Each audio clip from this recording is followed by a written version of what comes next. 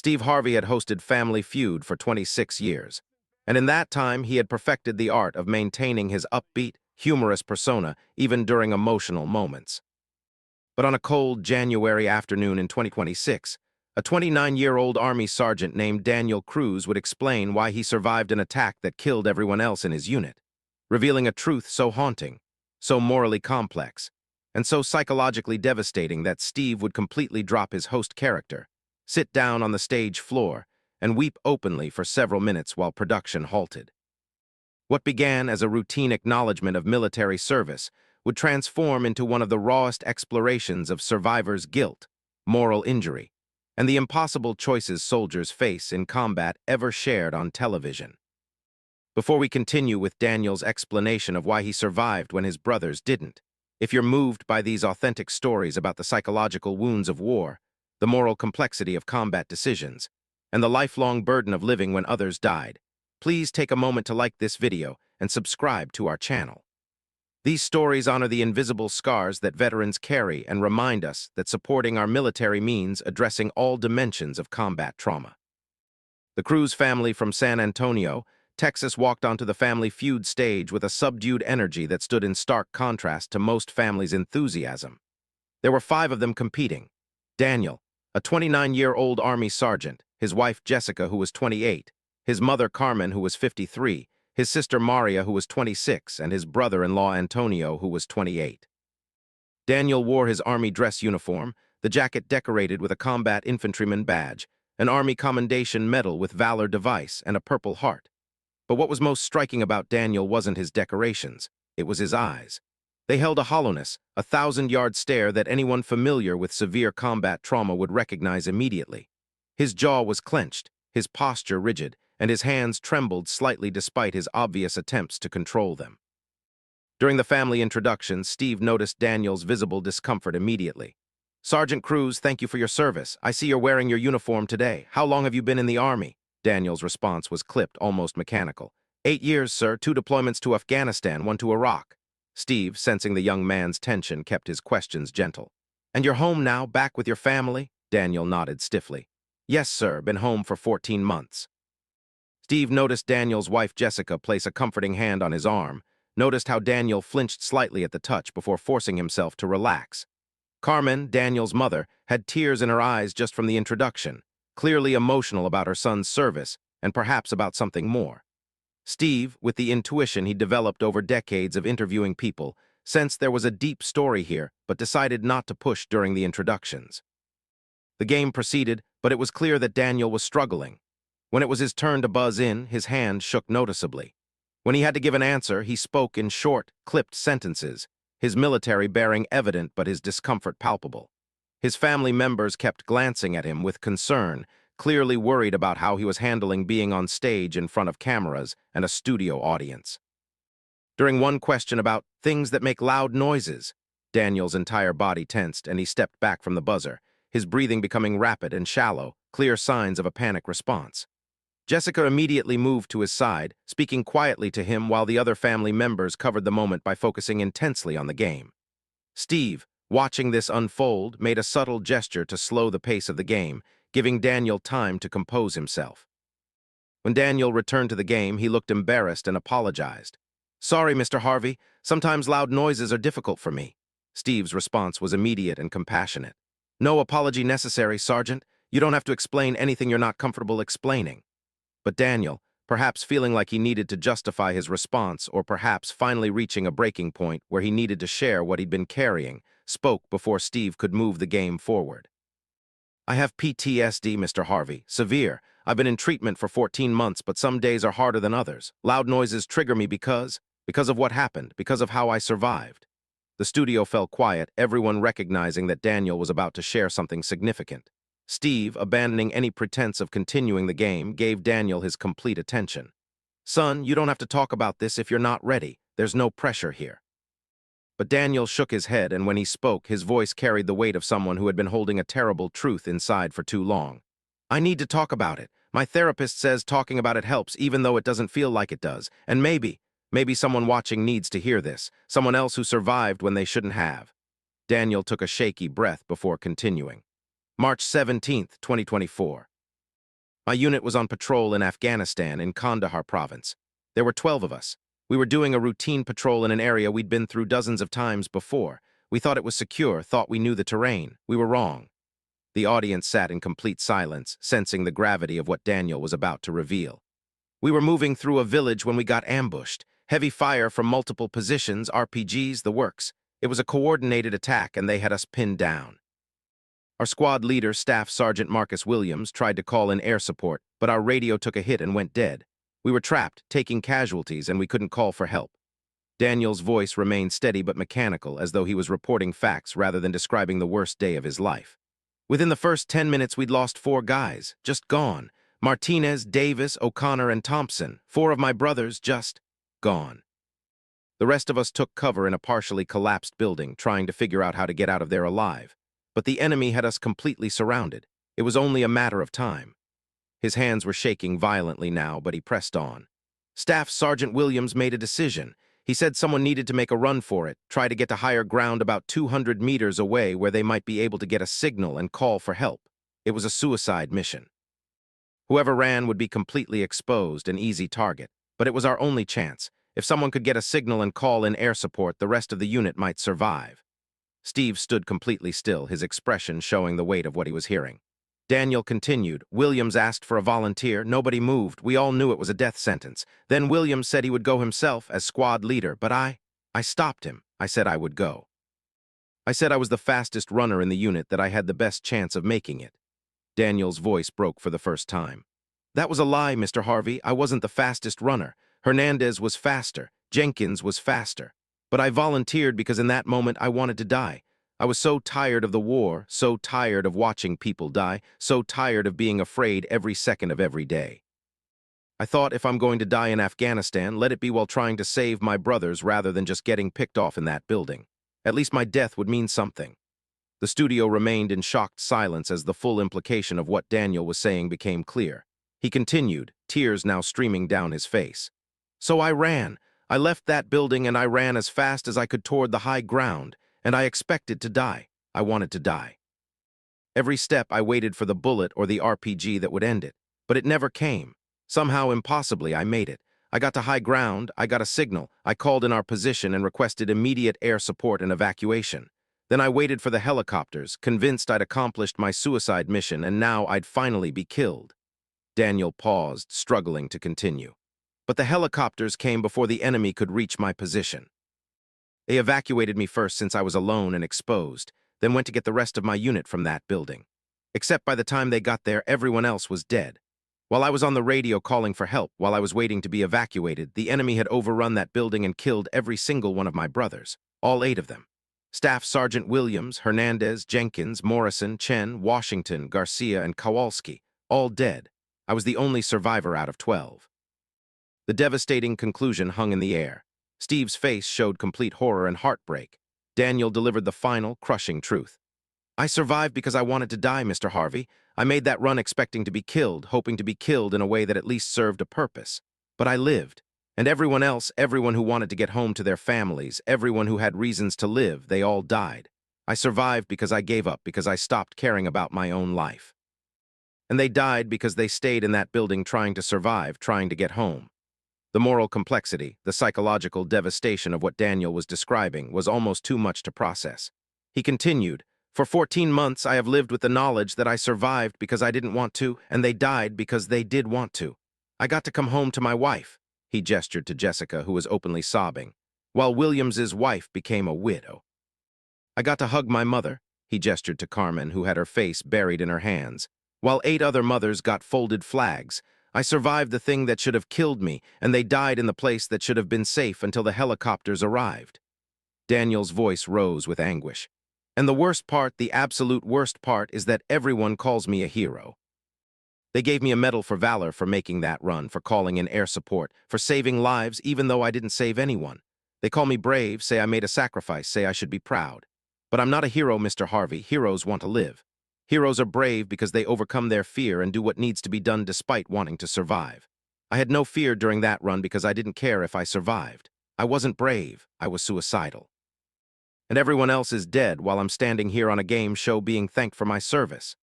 Steve Harvey, a man who prided himself on always having a response, on maintaining his composure and his role as host, completely broke. His carefully constructed persona shattered as he processed the devastating reality of what Daniel was sharing. Steve's legs seemed to give out, and he slowly sank down to sit on the stage floor, his head in his hands, openly weeping. The audience sat in stunned, sorrowful silence, many people crying at the raw pain of what they'd just heard. Production came to a complete halt. No one tried to rush Steve back to his hosting duties. No one tried to move the show forward.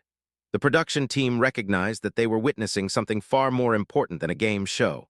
They were witnessing a young veteran processing the worst trauma of his life, and a compassionate man responding with genuine human emotion rather than professional polish.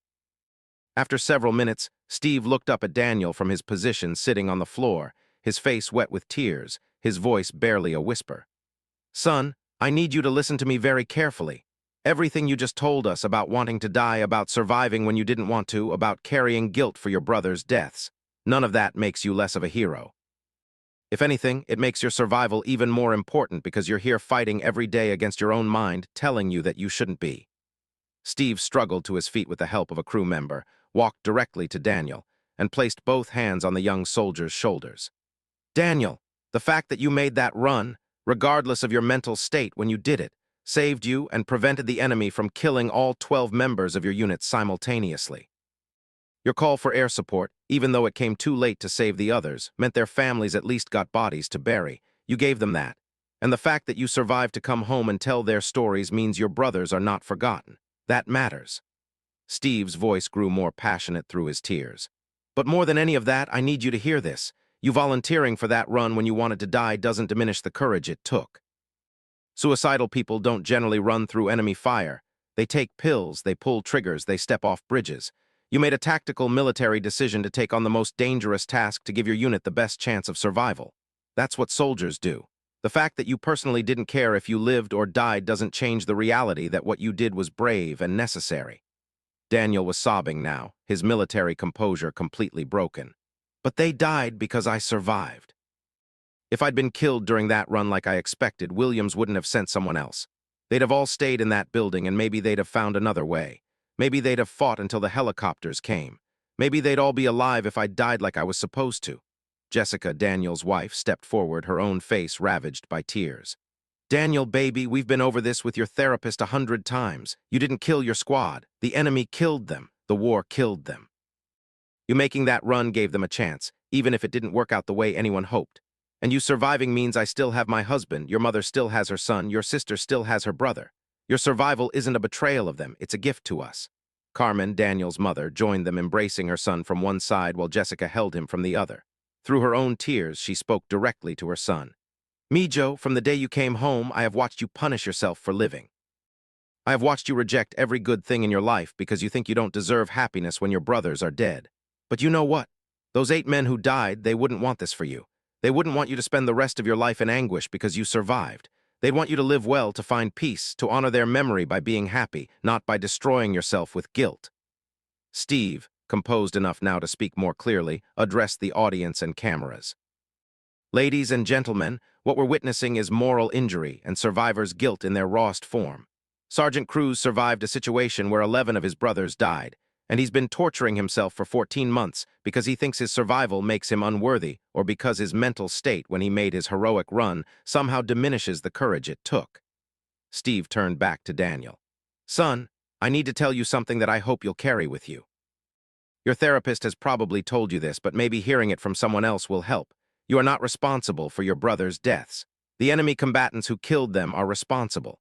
The decisions made by commanders that put your unit in that situation are responsible. The war itself is responsible. But you, a 29-year-old sergeant doing your best in an impossible situation, are not responsible." Steve continued, his voice breaking repeatedly. "And the fact that you wanted to die when you made that run doesn't make you a coward or a fraud. It makes you a human being who was completely overwhelmed by the horror of war. Suicidal ideation in combat zones is incredibly common because war is unbearable, because watching people die is unbearable, because living in constant terror is unbearable. The fact that you were suicidal doesn't diminish your service. It illustrates just how much you were sacrificing by being there." A production assistant had contacted a crisis counselor who worked with the show on mental health issues, and she was now present at the side of the stage. Steve noticed her and invited her forward. "Dr. Martinez is a trauma specialist who works with veterans. I'd like her to speak to this if that's okay with you, Daniel." Daniel nodded, too emotionally exhausted to do anything else. Dr. Martinez, a woman in her 50s with kind eyes, approached Daniel with professional compassion. "Sergeant Cruz, thank you for sharing your story. What you're describing is textbook moral injury combined with severe survivor's guilt. The fact that you were suicidal when you made your run doesn't negate the courage it took to make it. Courage isn't the absence of fear or the absence of despair. It's taking necessary action despite those feelings. You took action that gave your unit a chance of survival, and the fact that most of them didn't survive doesn't negate that." She continued, "I want to address something specific you said, that you survived because you wanted to die while your brothers died because they wanted to live. That's a narrative your traumatized brain has constructed to try to make sense of random chance. The truth is that you survived because of a combination of factors: speed, the angle of fire, distance, luck, maybe divine intervention depending on your beliefs. Your mental state didn't cause you to survive any more than your brothers' desire to live caused them to die. Survival in combat is often random, and that randomness is part of what makes survivor's guilt so difficult to process." Dr. Martinez looked directly at Daniel with intense sincerity. "The work you need to do in therapy is to separate what you can control from what you cannot control. You cannot control that the enemy attacked your unit. You cannot control that your radio was destroyed. You cannot control that you made it to high ground safely while your brothers were overrun. You cannot control that you have PTSD and they're dead. What you can control is how you move forward, whether you continue punishing yourself or whether you choose to honor your brothers by living well, and whether you get the help you need to heal as much as possible from these wounds." Steve added his own perspective. "Daniel, you mentioned that maybe someone watching needs to hear your story. You're right. There are veterans all over this country, all over the world, carrying the same burden you're carrying: guilt for surviving when others didn't, feeling like frauds when they're called heroes, struggling with the gap between how others see their service and how they experience it internally. You sharing your truth gives them permission to acknowledge their own struggles." The decision was made to stop the game entirely. Steve announced that the Cruz family would receive the full prize regardless, but more importantly, they would be connected with comprehensive support services for Daniel's ongoing treatment. "Sergeant Cruz, my foundation is going to make sure you get access to the best trauma treatment available, specialized therapy for moral injury and survivor's guilt, and whatever else you and your family need. Jessica, Carmen, Maria, Antonio, you all need support too, because loving someone with severe PTSD is its own form of trauma. We're going to help all of you." The audience, which had been silent throughout this exchange except for quiet crying, rose to their feet in an ovation that was different from any standing ovation the show had experienced before. This wasn't celebration. It was solidarity, compassion, and collective witnessing of profound pain. Veterans in the audience came forward to embrace Daniel, several of them sharing quietly that they carried similar guilt from their own service. When the episode aired 6 weeks later, preceded by extensive content warnings and accompanied by resources for veterans in crisis, the response was extraordinary. Within 48 hours, the clip of Daniel explaining why he survived had been viewed over 700 million times. The Veteran Crisis Line reported a 300% increase in calls, with many veterans saying they were reaching out for the first time after seeing Daniel's story and realizing they weren't alone in their struggles. Mental health professionals specializing in veteran care praised Daniel's courage in sharing his story so honestly. What Sergeant Cruz described: surviving because he was suicidal, carrying guilt for that survival, feeling like a fraud when called a hero. These are experiences that countless combat veterans live with every single day, but rarely speak about openly, one psychiatrist explained. His willingness to share the darkest aspects of his combat experience gives other veterans permission to acknowledge their own struggles and seek help. The Department of Defense and the Department of Veterans Affairs both released statements acknowledging that moral injury and survivor's guilt are significant issues affecting combat veterans and pledging increased resources for addressing these specific forms of trauma. Several new treatment programs specifically targeting moral injury were established in the months following the episode, with waiting lists filled immediately by veterans who had been suffering in silence. Perhaps most significantly, the episode sparked national conversations about what we mean when we call soldiers heroes. and whether that label sometimes makes it harder for veterans to process complex feelings about their service. Daniel's confession that being called a hero felt like a lie because he'd been suicidal when he performed his heroic act challenged simplistic narratives about military service and forced a more nuanced understanding of courage, sacrifice, and survival. 3 months after the episode aired, Daniel appeared on Steve Harvey's talk show for a follow-up conversation. He looked different, still carrying obvious trauma, but somehow lighter, less burdened. "These past few months have been the hardest and the best of my life," Daniel shared. "Finally talking openly about what happened, about the guilt I carry, about being suicidal in that moment. It's like lancing a wound that had been infected for over a year. It's painful, but it's also the beginning of healing." Daniel continued, "I've connected with dozens of other veterans who carry similar guilt. We've formed a support group for combat survivors dealing with moral injury. And I'm working with my therapist on accepting that my survival doesn't require justification, that I don't have to earn the right to be alive by suffering constantly, and that I can honor my brother's memories by living well rather than by destroying myself." Jessica, appearing with her husband, shared her own perspective. "Living with someone with severe PTSD is incredibly difficult. There were days I wasn't sure we'd make it, days I thought I'd lost my husband even though he physically survived. But Daniel finally opening up about the full truth of what happened, not just to me but publicly, started a real shift. He's still struggling, but he's no longer suffering completely alone. And the support we've received since the episode aired has been life-changing for our whole family." Steve, reflecting on the impact of that episode, spoke candidly about why he'd broken character and sat down on the stage floor. "I've been doing television for decades. I've interviewed thousands of people. I pride myself on maintaining my composure, keeping the show moving forward. But what Daniel shared was so devastating, so raw, so honest about the real cost of war that I couldn't maintain the facade of an upbeat game show host. In that moment, I wasn't Steve Harvey the host. I was just a human being hearing another human being's pain and responding the only way that felt honest, which was to sit down and cry." Steve continued, "Daniel's story changed me. It changed how I think about military service, about what we ask of our soldiers, about the responsibility we have to support them when they come home carrying wounds we can't see. Every time I thank a veteran for their service now, I think about Daniel and the complexity of what that service might have cost them. I think about the moral injuries they might carry, the guilt, the trauma. And I commit to doing more than just thanking them. I commit to advocating for the resources and support they need and deserve." 1 year after his Family Feud appearance, Daniel reached a milestone in his recovery. He was able to visit the graves of his fallen brothers for the first time since their funerals. He traveled to cemeteries across the country, visiting each of the 8 grave sites, and at each one he read a letter of apology, gratitude, and remembrance. These visits, documented with his permission for a special about veteran mental health, showed both the depth of Daniel's ongoing grief and the progress he'd made in processing it. At Staff Sergeant Williams's grave, Daniel read, "Marcus, I'm sorry I survived when you didn't. I'm sorry my survival means your wife is a widow and your kids grew up without their father. I'm sorry that being squad leader meant you felt responsible for all of us and that you carried that weight until your last breath. But I'm also grateful for your leadership, for your friendship, for the example you set. I'm trying to live in a way that honors you, that shows your sacrifice wasn't wasted. Some days I succeed, some days I fail, but I keep trying. That's all I can do. Rest easy, brother. You'll never be forgotten." The families of Daniel's fallen squad members had mixed reactions to his public sharing of his story.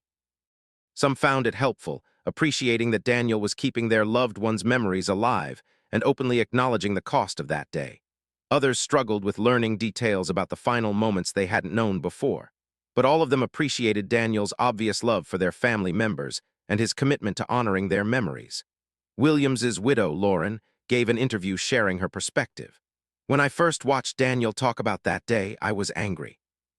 I thought, my husband died while you survived, and you're getting to tell the story and receive sympathy. But as I listened more carefully, as I understood the depth of guilt Daniel carries, I realized he's not enjoying his survival. He's being tortured by it. And I don't want that. Marcus loved Daniel. They were close friends. Marcus would be devastated to know that Daniel is suffering so much because he survived. If I could talk to Daniel directly, I'd tell him, Marcus would want you to live well, to be happy, to find peace. Honor his memory by healing, not by destroying yourself with guilt." The broader impact of Daniel's story extended far beyond individual veterans. Military training programs began incorporating more comprehensive education about moral injury, survivor's guilt, and the psychological challenges of combat. The goal was to prepare service members before deployment for the reality that they might face impossible choices, witness terrible things, or survive when others don't, and that having complex feelings about those experiences doesn't make them weak or unworthy. Veteran service organizations expanded their mental health programs to specifically address moral injury, recognizing it as distinct from but related to PTSD. Treatment protocols were developed that focused on helping veterans process the ethical and moral dimensions of their combat experiences, separate from the fear-based responses that characterize traditional PTSD. Perhaps most importantly, the cultural conversation about military service became more nuanced. While maintaining respect and gratitude for those who serve, society began to acknowledge that military service is complex, that not all veterans feel good about their service, that survival can carry its own trauma, and that supporting veterans means creating space for them to share the full truth of their experiences without judgment. If Daniel Cruz's explanation of why he survived, because he wanted to die while his brothers died wanting to live, has moved you, challenged your understanding of heroism, or deepened your appreciation for the invisible wounds of war, please take a moment now to like this video and subscribe to our channel. Share this story with veterans who might be carrying similar burdens, with anyone who loves a veteran and wants to understand what they might be experiencing, and with people who make decisions about military deployment and veteran care. Daniel's courage in sharing the darkest truth of his service, Steve Harvey's human response that broke through his professional persona, and the subsequent conversations about moral injury and survivor's guilt have created awareness and resources that are literally saving lives. Your engagement helps ensure this critical message reaches more people who need to understand that supporting our military means addressing all dimensions of combat trauma, including the moral and ethical wounds that are often invisible but devastatingly real. The story of 29-year-old Sergeant Daniel Cruz explaining that he survived because he was suicidal and wanted to die, while his 11 brothers died, wanting to live stands as one of the most devastating and honest accounts of combat trauma ever shared. His confession that he volunteered for a suicide mission not out of heroism, but out of despair, that his survival feels like a cruel trick of fate that took the wrong people, and that being called a hero feels like a lie, reveals the moral injury and survivor's guilt that countless combat veterans carry in silence. Steve Harvey's complete breaking of character, sitting on the stage floor and weeping openly because the weight of Daniel's truth was too heavy to process, while maintaining a professional facade, demonstrated that some stories demand authentic human response rather than polished performance. Daniel showed us that courage and suicidal despair can coexist, that survival isn't always the happy ending we want it to be, that some wounds are invisible but no less devastating than physical injuries, and that healing requires acknowledging the full truth of our experiences, no matter how dark or complicated that truth might be. His story is a gift to every veteran who has ever felt like a fraud, who has carried impossible guilt for surviving, or who has struggled with the gap between how others see their service and how they experience it internally. That is a truth that our society needs to hear, honor, and respond to with comprehensive support and genuine understanding.